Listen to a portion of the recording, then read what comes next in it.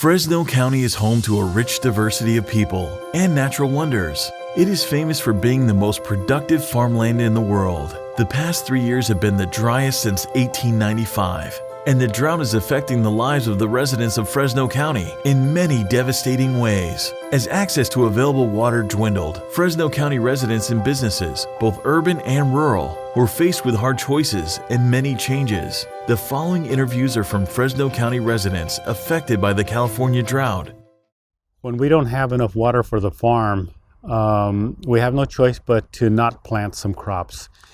We've had actually quite a bit of land fallow since 2009, and this is probably the worst year in 2015, where we were up to 40%, but we probably fallowed an average of about 30 to 35% of our farm the last 7 years. The drought has affected our seasonal farm workers far harder than anybody else.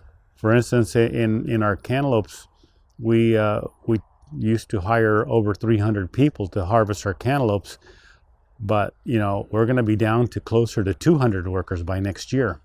Same thing with our asparagus. We used to hire about 80 or 90 workers to harvest our asparagus, and we'll be down to about 10 or 12 next year. This year, 2015, is probably the worst drought that we've ever experienced. Out here on the west side, we've experienced some water reductions for 25 years now. And so we've been through a lot of reductions over the years, and we have adapted to those reductions by becoming more efficient with water, by using high-tech irrigation systems and conservation systems. Our reductions have become deeper and deeper.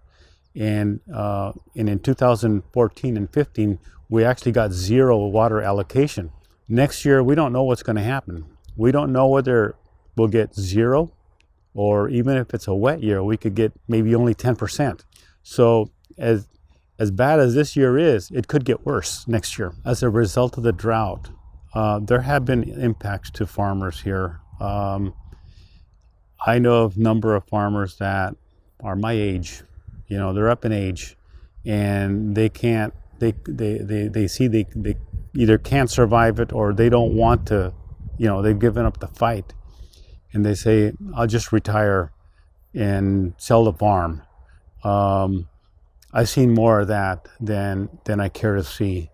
A lot of these are family farmers, small farmers, farmers who maybe their children see what their fathers are going through, and they don't want to go through that, and all the risks that the farmers have to take. Definitely is taking its toll.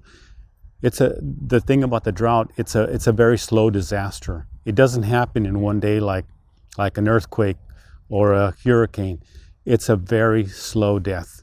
I think that going into 2016 is going to be a make or break year for many farmers. If we don't have any additional water, I'm afraid that a lot of our family farmers are going to suffer and possibly go out of business. And it is going to hurt our community.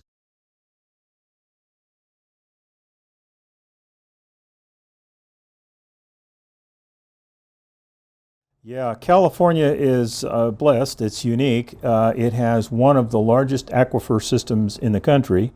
It's the Central Valley. It's all of the Central Valley, going from Red Bluff down to Bakersfield. The real story, though, is that we have had long-term extraction of groundwater, where it's actually over the last 40 years that it's consistently gone down, because we haven't matched the amount of water that we extract with the amount of water we can get into the ground. A lot of the water that is delivered from either our river systems or imported into the area doesn't necessarily go onto areas that will get down into the groundwater. So our bank account has been overdrawn for 40 years. Well, the basic idea is it comes from the Constitution. It's the idea that you can use water on your property if you use it and don't abuse it. But anywhere below the northern 1/3 of California, it's pretty darn dry. And so if you're depending all on local water, it's all allocated. It's probably already been that way for some time, and you have to make deals if you want to get additional water for some new purpose. I think we have had some preparation. Some people have done a better job than others. It's very uneven. But yes, I think the lack of preparation probably has exacerbated the drought. You'll find, talking with water people, is that since there's so few of us that have actually worked in the field for a long time, it has not received the attention perhaps that it should have. As I mentioned earlier, we haven't made certain investments. The good news is that now we have everybody's attention. The bad news is that some people don't want to hear the message. This is the most intense drought in the last 100 years.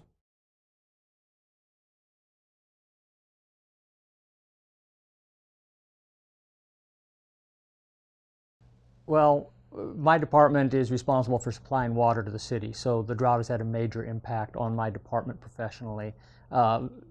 We are under orders from the state board. When the governor passed his emergency order for statewide reduction in 25% of urban usage, we fell into the 36% conservation tier, meaning we had to cut back 36%. So it's been a mad scramble all year trying to implement measures to achieve that goal set by the state. And we adopted emergency regulations that required all of our users to reduce their use by 36% based on 2013, which is what the state is comparing us to. And we would compare their bill back to 2013. And if they failed to reduce by 36%, we assessed a penalty on each bill. Over the 4 months, billing periods in June, July, August, and September, we assessed somewhere in the neighborhood of 25,000 penalties, and for a total of $750,000 in penalties.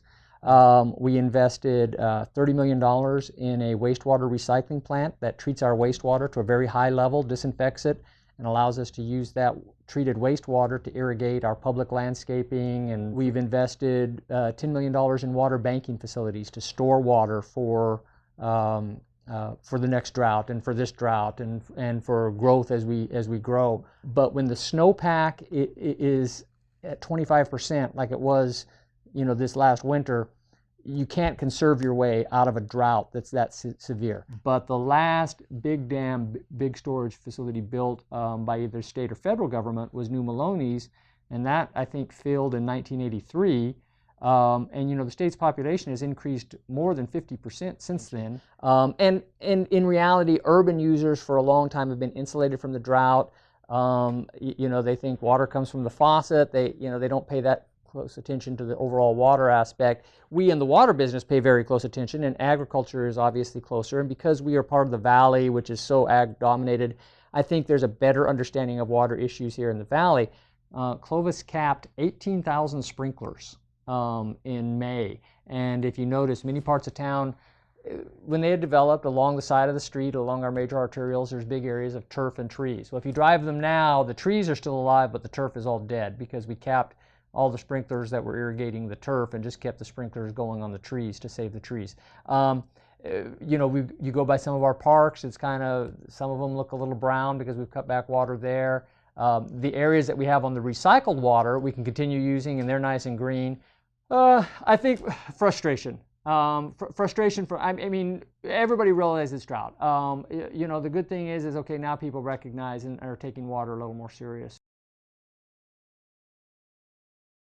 There are a lot of our neighbors here where they stop watering their grass, and they did a lot of cutback on water. We have neighbors that went and got synthetic grass and started using, more landscaping that were water resistant, whether putting in more cement or rocks, things like that. I think it's really hard to tell them. They're really young, they're 5 and 1, so it's really hard to tell them you can't have a bath every night. Every little thing, like just, putting a timer on, watering your lawn, something as simple as turning the faucet off when you're brushing your teeth, timing your showers, and, teaching your kids and doing those repetition with the kids, and, I do a lot of, turn off the light when you're not using it, turn your switch off, I mean, that's electricity, but at the same time, those are natural resources that if we don't take the initiative to, monitor that on the micro level, we're definitely not going to be able to have that very, very, very much in the future. In the process of Selma trying to cope with the drought, I think that we've done probably better than a lot of our peers. Selma was one of those 5 that has met that requirement so far. Basically what that requirement is compared to 2013, our goal was set at 32% reduction. And from June through the current date, we've been able to do a little better than 40%. So I think they've done a great job of trying to meet that.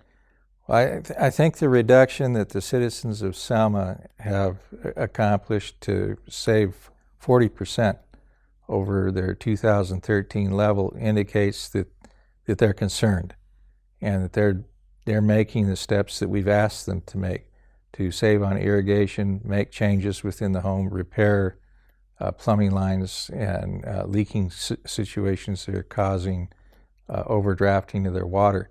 And so I really think that the coping process has been that they've just stepped up to the plate and they've done what we've asked them to do. Well, nobody has a crystal ball to know exactly when it will be over. And I suppose the answer to that question is even if the drought that we're in comes to an end, we've had droughts before, so there will be droughts again.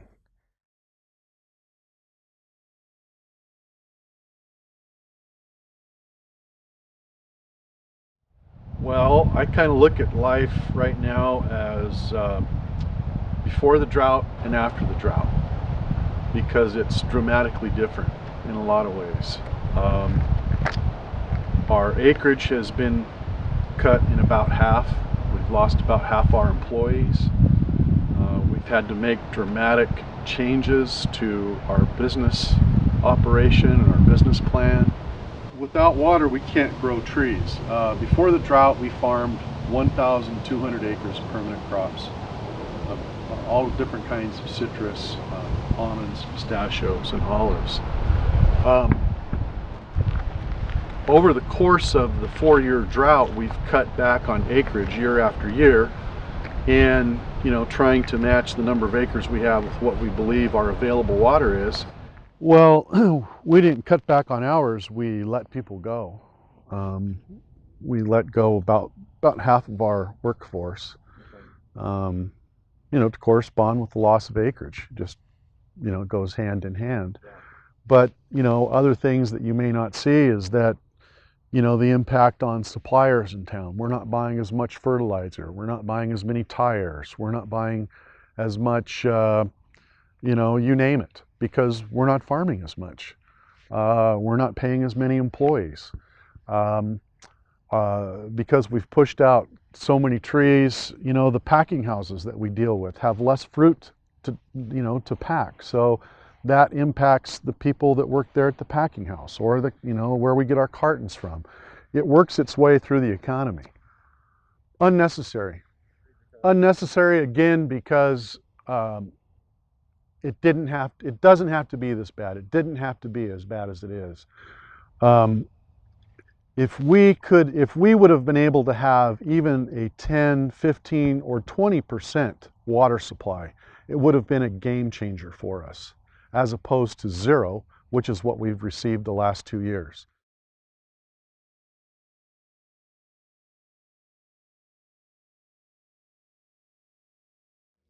The droughts affected us dramatically. A lot of farmers are needing more wells, more water. Their old wells were not drilled deep enough years ago, so now the farmers are going extra deeper so they don't have to fight it down the road again and avoid this down the future. So maybe in the future we won't see any more droughts. The state of the drought is terrible right now. It's terrible. Farmers are having to spend millions of dollars drilling wells to be able to keep farming and produce food for everybody. Well, when we originally started drilling, 20, 30 years ago, 400 foot, 500 foot was a deep well. Now we have wells going as deep as 2,000 feet in certain areas. Majority of the wells are in the 600 to 1,000 foot range. Right now we have a backlog of approximately a year to a year and a half left that we're still trying to get caught up on people that are waiting for wells. Now some of those, if it's an emergency and the guy's going to lose his crop, we'll try to work it in a little better so we can take care of that customer without losing the crop. Well, a lot of the farmers have asked us, hey, when are you going to be here to drill my well so he knows how many acres he can plant based on the amount of water he's got? Well, conserve water every way you can. Farmers are doing that already. Do whatever you can to help the drought. And if you do hire well drillers to do it, make sure they know what they're doing. A lot of people give a lot of money up front, and sometimes they never see the well driller again. Be careful. I would just like anybody else who lives in this state, it's affecting our pocketbook first and foremost. It's affecting our ability to farm better or more productively, obviously, and it's also affecting how we do and what we do, whether it's around the house or especially in the farm. We've been considered the #1 county, Fresno that is, in the world in production. When you have a $7 billion industry in one county, and look at all the jobs that not only $7 billion grows to the farmers, but look at all the jobs that created with ag and ag components and ag manufacturing and ag processing. Is not only the amount of jobs that is created, but look at all the food that's produced in this one county. And then the food is not only destined for the U.S. and Fresno and California and Nevada and Arizona and New York, it's destined for Mexico, it's destined for Canada, it's destined for the Asian markets. The bottom line is it's going to affect anybody and everybody in their individual lives, in their daily lives, and we all have to participate in all of the activities together and see what we can do jointly, not only individually, but jointly, either ourselves, within our association, within a group or trade association, to find ways to see if we can mitigate some of the severity of the drought. I heard quite a bit on the news, mostly the stuff Jerry Brown this last year talking about, the water cuts and trying to conserve and all that. Mostly fishing is being affected right now. One word though would just be probably just sad. Sad that we're so dry right now. It's affecting everything else around us. I haven't been too surprised that I'm the only one out here. The Kings River has been really dry lately. The water flow's been slow, so the fish have been affected and they've been, sickly and hard to find. Just concerned about not being enough water out there for the fish, and also too, been finding a lot of trash and stuff around the rivers areas and stuff like that. So that's always a big concern as well, as we're not taking care of the area and the water that we do still have. How the drought is affecting my family and friends, I know that some of them have to give up something that they love to do. A lot of my friends and family, they don't do farming just because maybe that's all they have to do. A lot of them, they have a passion for farming. It's in their blood. It's always been part of our culture and our tradition, and they love it and they want to do it. And I know that some of them, when they can't farm anymore, it's heartbreaking for them. They have to give up something. And not only that, but financially as well, it impacts them. Yes, especially for the girls when they're taking showers. They're used to having the shower run all the time. But now that they realize that the drought is a very serious thing here in the valley, and that it's more important to have it for our vegetables and our food than to take a 15, 20-minute shower. It took them a while to get used to lathering first and then rinsing them, because I don't have that luxury of having the water all the time. So it was hard for the kids at first. But once they get used to the idea and they start to develop the habit, then it got a little bit easier. And I remember my 10-year-old asking me if we would consider drinking water that is filtered, toilet water or sewer water that was filtered. Would we consider drinking that? That was very interesting. But you have to be positive, and you have to keep persevering. You have to be positive, because if you start thinking negative, then you just want to give up. And you have to think positive. If I can't do it one way, what other way can I do? If the water's not enough, maybe I should think about doing drip system. Maybe I should think about what kind of vegetables I'm going to grow. Okay, don't give up just because we have a drought, and you persevere. Find other ways to help you.